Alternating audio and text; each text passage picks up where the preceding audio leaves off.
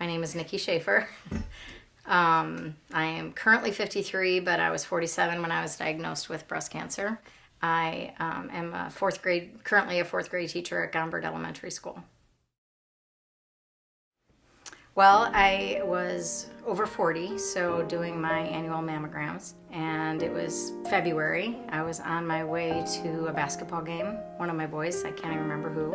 It was a night game, so after work, I went straight to screening place, got my mammogram, left, got late to the game, so I missed the beginning of the game, but I remember sitting there just thinking like, okay, check, I can check that off my list of things I had to do. And 2 days later, I was at work and I got a phone call from the center telling me that there was something abnormal, which happens all the time, so I didn't think much of it, but they wanted me to come in like that afternoon. They wanted to do an ultrasound. And when they showed the picture or the image, it was obvious that there was a black mark in the middle. At that point, they said that you may want to call your husband or whatever, we have some concerns. And as we were sitting there, they said, we really think it's important that you get a biopsy to see what's going on here. So it was a Thursday night, and I believe everybody was playing in the basement. Megan was away at school, and we got the phone call. Basically, he said that I had cancer for sure. They wanted to talk to me about surgery and, see what the next steps were. We called the boys upstairs and Dad went down to get them, and we were sitting at the kitchen table. Of course, I couldn't do the talking, so Dad did the talking, and everybody was great. We said that no matter what, we'd get through it. So that was like the first step and the hardest step, I think, besides surgery and all that. We had opted to do a double mastectomy because even though it was just in one, I didn't want that fear of it ever coming back.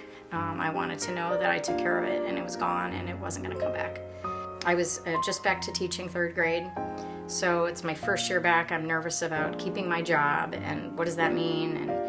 But I had to be out for 6 weeks after the surgery, which took me right up to spring break. Post that, I had found out from the doctor that I had to do chemo. And the way I had to take it was every 2 weeks for 8 rounds, so 16 weeks.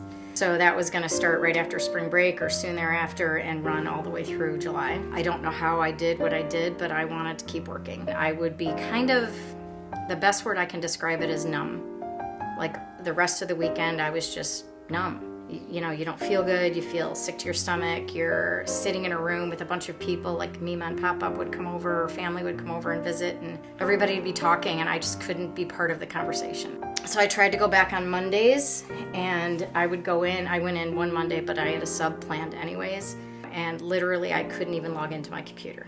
So then the plan was every time I had chemo, I would have to take half day on Friday and then come back on Tuesday.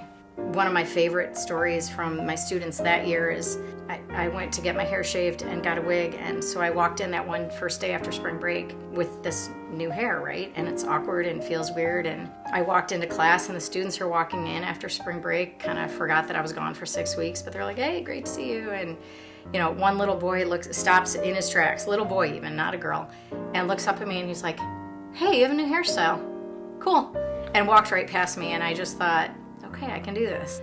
But then that's where I wanted to be. I think it helped me keep my mind off things and keep moving. You have to have a purpose, right? And besides my kids and my family and, things that wanted to make me live, of course, I needed a purpose every day to get up and go do something. My friends and neighbors had dinners coming and they did things for you guys. And besides the support of my friends, the support of my family was even better. You and Kevin and your friends decided that you were going to shave your heads, and nobody asked you to do that. On top of it, Mr. Brian, you put pink braces on your teeth, which was huge, which also got the dentist involved, or the orthodontist, who paid for your braces because of your story. Definitely cancer changes your life. I mean, you look at life differently. You decide that little things don't matter. Family's the most important. I definitely have an outlook on life that spreading kindness, doing nice things for people, I think it just puts a reality slap across your face saying life, family, friends, those are the important things. Everything else doesn't matter.